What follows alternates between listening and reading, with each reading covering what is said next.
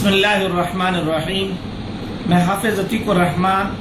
مرکزی ناظم اطلاعات و نشریات تحریک نفاذ اردو پاکستان مخاطب ہوں۔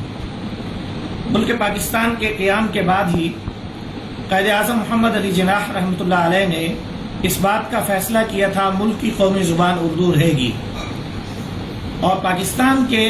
تینوں دساتیر 1956، 1962 اور 1973 میں یہ بات کھلے طور پر لکھی گئی ہے کہ پاکستان کی قومی زبان اردو ہوگی۔ بدقسمتی ہے کہ اشرافیہ اور استعماری قوتوں اور بیوروکریسی نے اس قدر اپنا غلبہ اور قوت کو مستحکم اور مضبوط کیا ہوا ہے کہ 99% یعنی 99% جو قوم اور طبقہ ہے ملک کا، اس کو محروم کیا ہوا ہے کہ وہ اپنی قومی زبان میں نہ تو اعلیٰ تعلیمی امتحان دے سکتی ہے، یعنی اعلیٰ مقابلہ جاتی امتحان CSS دے سکتی ہے، اور نہ ہی اسی طریقے سے دیگر جو مقابلہ جاتی امتحانات ہیں ان میں حصہ لے سکتی ہے۔ اور افسوس کی بات یہاں تک ہے کہ ملک کا تعلیمی، قانونی اور دفتری جو نظام ہے وہ سارا کا سارا اغیار اور استعمار کی زبان یعنی انگریزی میں انجام دیا جا رہا ہے۔ 2015 میں اعلیٰ عدالت عظمیٰ Pakistan, supreme court of Pakistan میں یہ فیصلہ دیا گیا ہے کہ پاکستان کی قومی زبان چونکہ اردو ہے، اس کو بالترتیب ملک کے تمام اداروں کے اندر نافذ کیا جائے۔ لیکن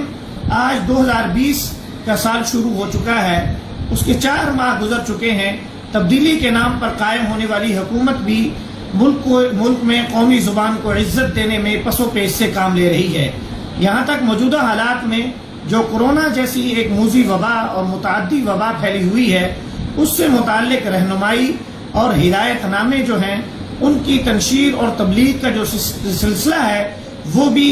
اغیار اور استعمار کی زبان یعنی انگریزی میں کیا جا رہا ہے، جبکہ ضرورت اس امر کی ہے کہ ہمہ جہتی جو اس موذی وبا سے نجات حاصل کرنے کے لیے ہمہ جہتی رہنمائی ہے وہ قومی زبان میں دی جانی چاہیے۔ اس حوالے سے تحریک نفاذ اردو پاکستان